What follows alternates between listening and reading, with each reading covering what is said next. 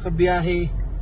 Dito tayo sa bayan ng Dipakulaw, Aurora.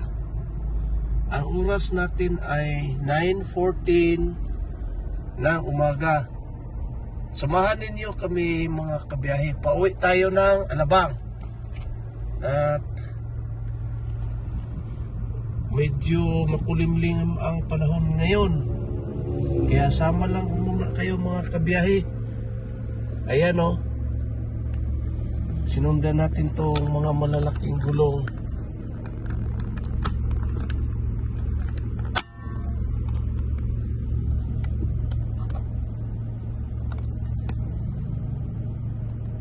Mayroon pa bang ano yan? Ay, wala pa eh. Pwede na tayo.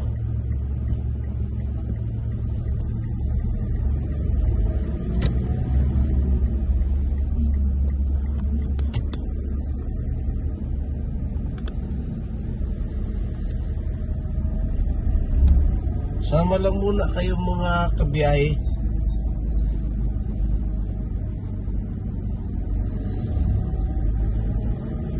Ang sunod nating madaanan nito is Baler. Baler proper. Kaya pakita namin sa inyo yung pinakasentro ng Baler.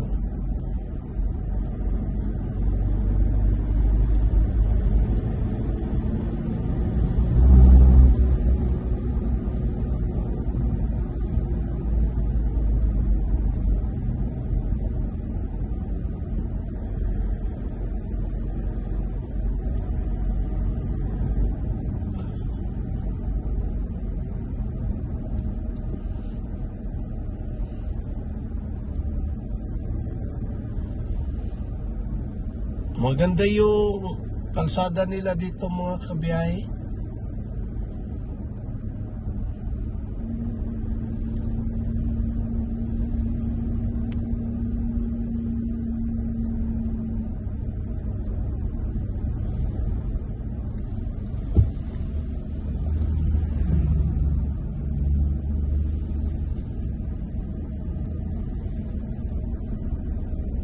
Wala pa din ang lugar na ito.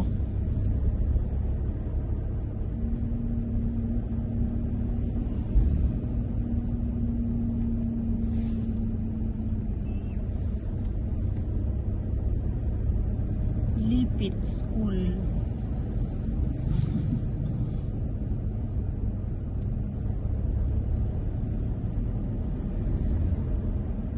Lipit School, Dipakulaw. Umubertik din siya sa wakas.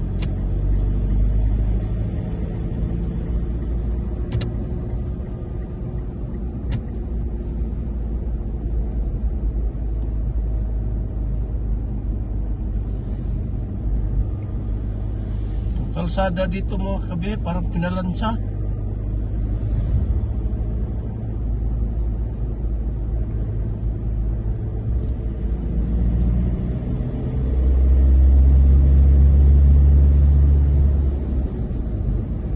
Ambon din pala dito.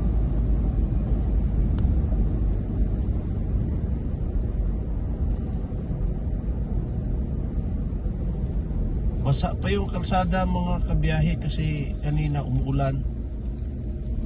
Dito mabagal lang, mabagal. Mahina lang yung ulan. Pero makulimlim, makapal yung ulap.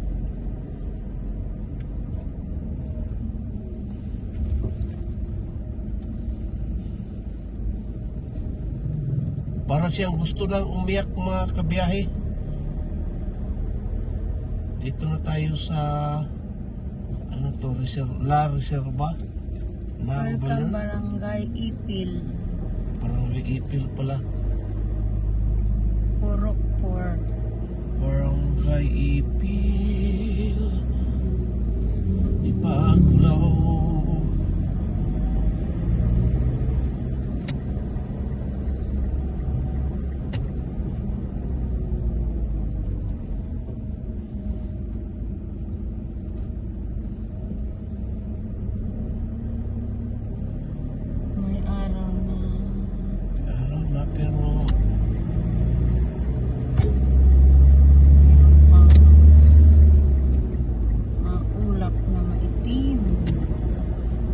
ulan pa rin sa unahan mga kabiyahe.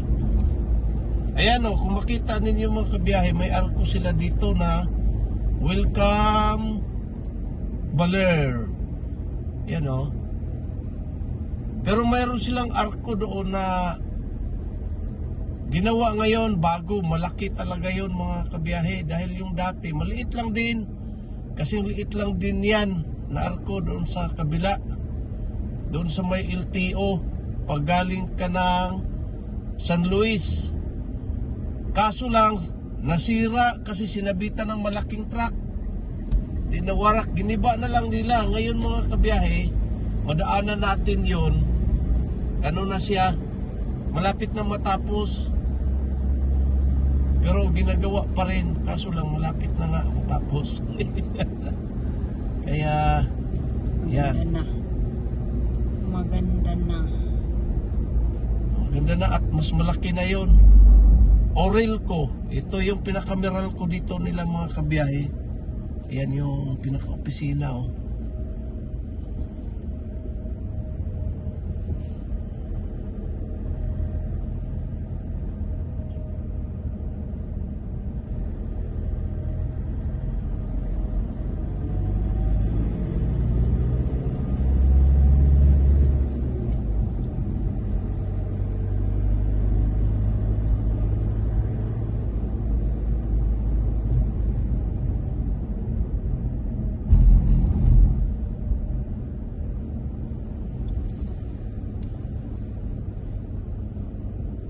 School of Health Science. Ito yung malaking school nila dito mga kabiyahe. Tapos ito hospital ito oh. Ano? Anong hospital ba ito? Kwan? Sa Kaliwa, Aurora Memorial Hospital. Aurora Memorial Hospital mga kabiyahe. Yung nasa kaliwa. Kanan. Ay, kanan pala.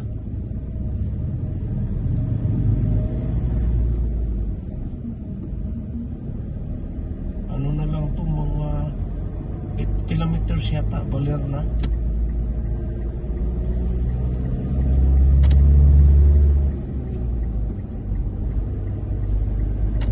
Sama lang kayo mga kabiyaya. At kung nakarating na kayo sa video ito, dahil nakarating na kayo, hingi naman ako ng kunting suporta. Pa-like and subscribe na lang po sa aking YouTube channel dahil marami akong mga biyahe na kagaya nito para updated kayo sa mga video na aking i-upload. Pasalin na lang yung bell icon, pakalimbang na lang mga kabiyahe. Ito na yung ano nila, yung kung saan nila hiniheld yung palaro. Ang pangalan sa lugar na ito is La Reserva, 7 kilometers away from Baler proper. Pag may mga pag may mga sports event, mga malakihang programa, diyan hiniheld. Kasi para siyang napakalaking stadium dito sa Aurora.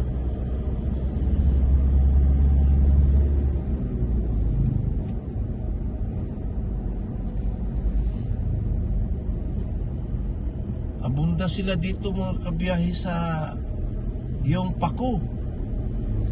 Kung mahilig kayo kumain ng pako, masarap yan isalad mga kabiyahe o gataan. Kung sino yung hindi nakakilala ng pako, yung fern na tumutubo siya sa mga mabatong lugar at mga basa-basa na, mga masa-masa na lugar. Dahil dito masyadong patag at marami mga niyugan at may mga mga mabato, mabuhangin na area.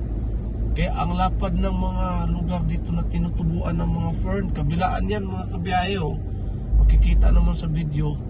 Kaya pag nagbiyahe kayo dito, napakaraming pako na madaanan ninyo na nakatali-tali yan nasa gilid ng mga highway. Hanggang sa may San Luis yan mga kabiyahe. At doon sa Maria Aurora Municipality. marami yan. Kahit dito, marami kang makita sa mga gilid, lalo na sa palengke. Yan mga kabiyahe, kabilaan yan, daming mga pako makikita. Kahit na tumatakbo tayo, makikita mo yung mga fern, mga pako. Kaya sama lang kayo mga kabiyahe, pakita ko sa inyo. Dadaan kasi tayo sa pinaka sentro ng Baler. Ang Baler, ang pinaka sentro ng Aurora Province. Mayroon siyang 8 municipality. At ang capital is yung Baler. Maganda ang lugar na ito mga kabiyahe.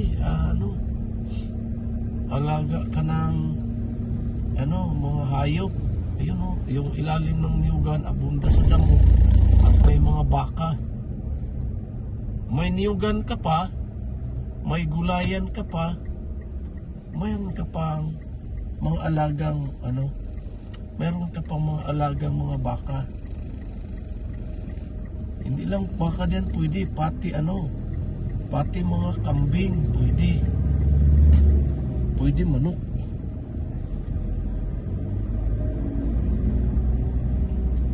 Ito mga kabiyahe, nag-umpisa na tayo sa pinakagilid ng Baler kasi 4 kilometer na. nadaanan na natin yung arko doon kanina. Ito isakop na talaga siya ng Baler, pero ito di pa sentro.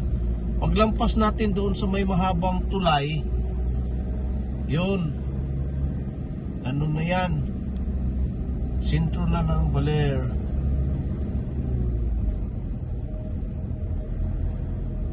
Shout out naman diyan sa mga taga Baler.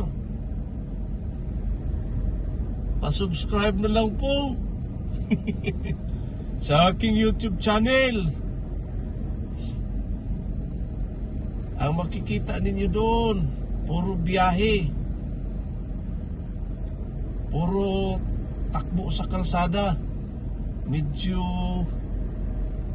hindi maganda talaga ang kalangitan natin mga kabit. Tingnan ninyo naman yan, sobrang Dilim. sobrang dilim. Parang gusto nang umiyak. Yan kapal ng ulap. Takpan yung mga bundok. Dagat na ba ito? Halap na ng dagat. Hindi na makaabot dito ang dagat kasi yan.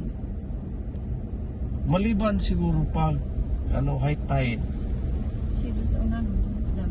Pag high tide siguro mga kabiyahe, abot siguro yung dagat dito kasi pantay na ito sa dagat yung ilog dito eh.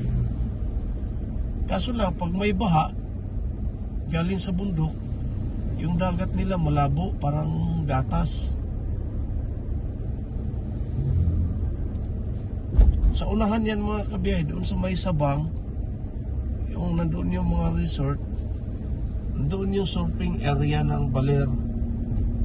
Kaya napakaraming dumadayo dito, lalo na pag medyo may mahangin, yung medyo may kasamaan ang panahon, kasi mas paborito ng mga nagsusurfing yung yung panahon na yan, kasi mga malalaki yung alon.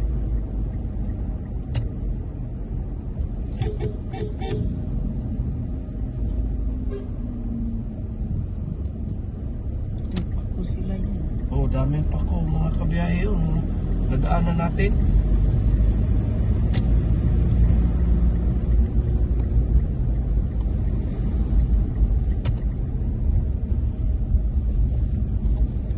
Lakas pala yung ulan dito mga kabiyahe. Tingnan yung kalsada May tubig. Mayroon yung kalsada, daming tubig. Ibig sabihin lakas talaga yung ulan dito kanina. Kasi doon sa pinanggalingan namin sa may Dinalungan mga kabiyahe, ambon-ambon lang.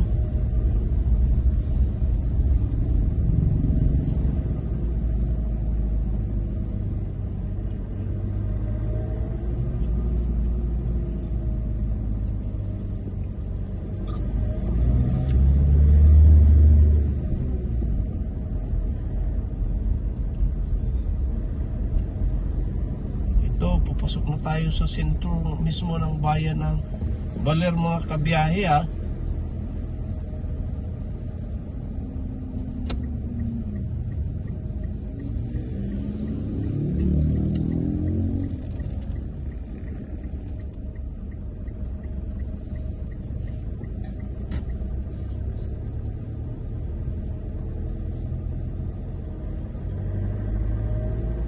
No overtaking.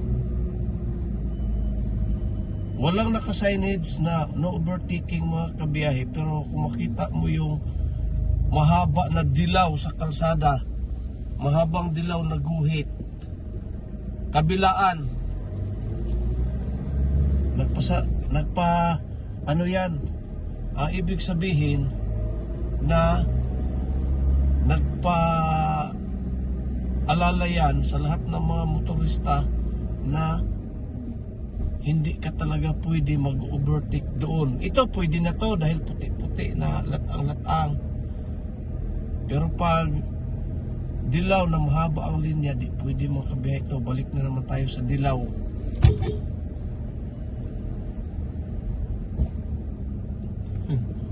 Ibang klase. Yung mga nagmumotor, gumigit na lang, walang tingin-tingin kung mayroong paparating o hindi mga kabiyahe. Walang helmet.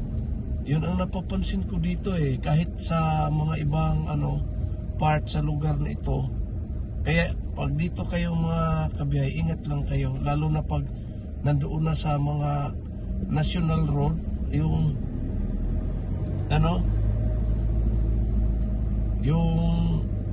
doon na sa mga malayo na wala ganong mga bahay.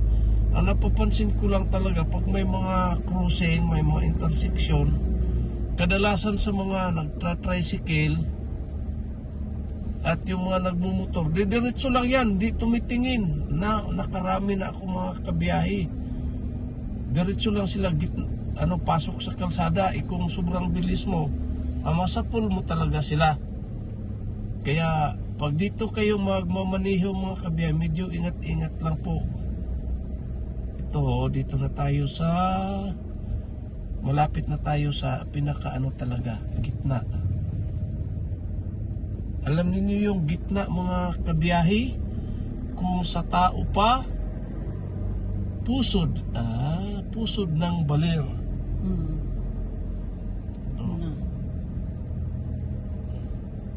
O tingnan lang ninyo mga kabiyahe yung bayan ng Baler. Kaso lang di na tayo makarating doon sa di na tayo mapadaan doon sa kanilang museo dahil medyo nandito na tayo sa may palagitnaan at didiretso na tayo exit uli dahil tinawid lang natin to mga kabiyahe. Galing tayo sa may dinalungan at tatawirin natin ito ngayon. Kaya sama lang kayo.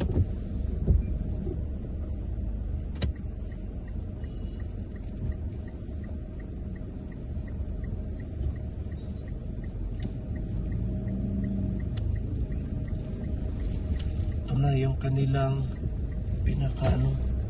pinakagitna. Ito na yung pinakasentro ng bayan mga kabiyaya. Tingnan na lang ninyo.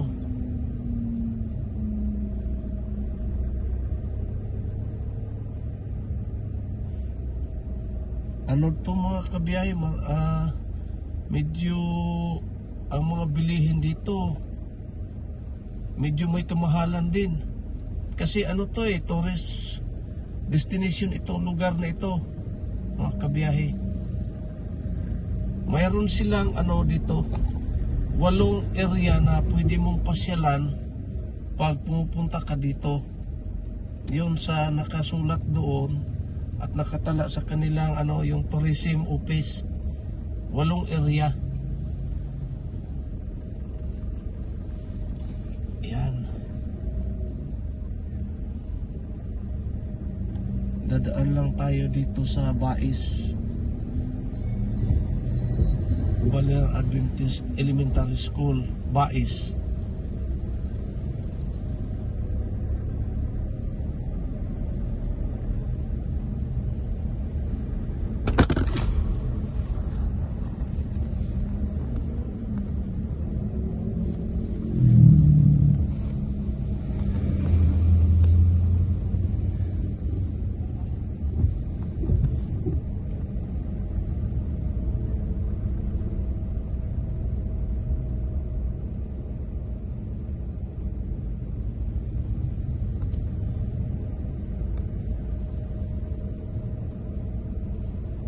Medyo matraffic din mga kabiyahe.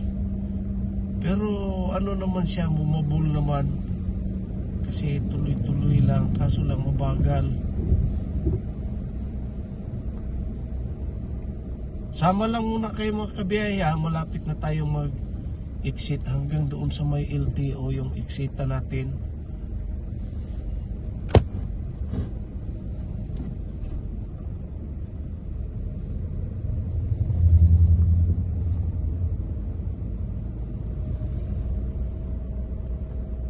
Kumalas yung ano natin mga kabiyahe, yung ano namin, yung nilalagyan ng camera, kumalas doon sa windshield, kaya bumaba yung ating camera. Mamaya i-fix natin yan, i-fix namin yan paglampas dito. Tapusin lang muna natin ito na video dahil dito na tayo sa pinaka sentro ng Baler. At least makita din yung mga kabiyahe ko ano ang mukha ng bayan na ito.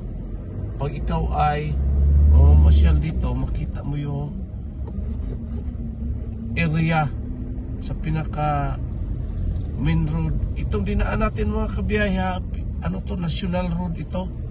Tagos ito hanggang Cabanatuan, Nueva Ecija. Tagos ito pag Nueva Vizcaya ka. Pag ikaw ay pupunta sa Maynila, yan pwede, kahit Paapare pwede mga kabiyahe. Medyo lumakas na ang ulan, kaya tuluyang muna tayo.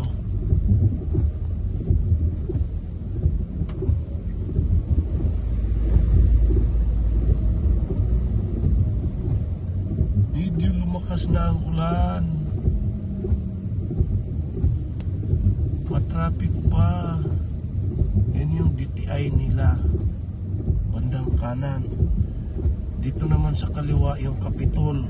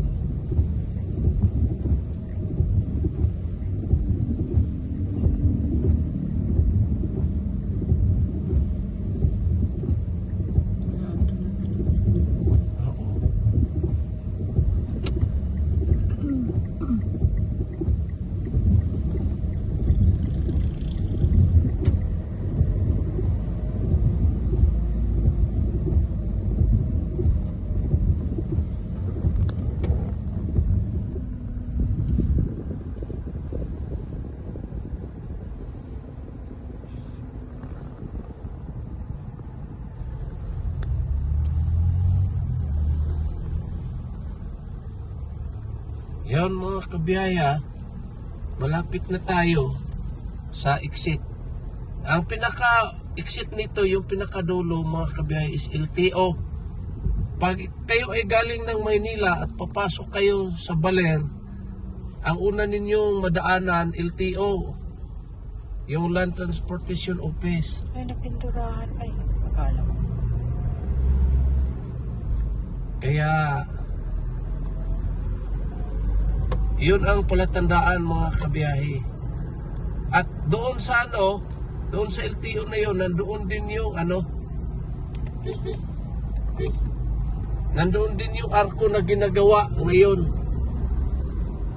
Ayan kita na dito. May din, nandito din yung Premier General Hospital. Yan. Ayun, kung mapansin ninyo mga kabiyahe, palaya na yung kabila, yung bandang kaliwa, palaya na. Yan, ito yung sinasabi ko na arko na malaki na ginagawa, arko ng Baler. Ito yung dating sinabitan ng malaking truck, kaya nawarak talaga, naputol. Tapos ayan o mga kabiyahe, yung kulay blue na yan, yan ay LTO office. Yan, maraming sasakyan sa gilid. Paresto siguro ang mga yan. Ito, yung bandang kaliwa natin. LTO. Palabas na ito mga kabiyahe, tingnan ninyo. Puro na palayan yung unahan. Kung didiretso ka, itong tumbok na ito, pag tutumbukin natin ito, diretso tayo ng San Luis. Bayan ng San Luis at diretso na rin yan doon sa may tawag nito Nueva Ecija, papunta ng Maynila, Cabanatuan. Ganon din dito. Maraming salamat mga kabiyahe sa pagsama. God bless.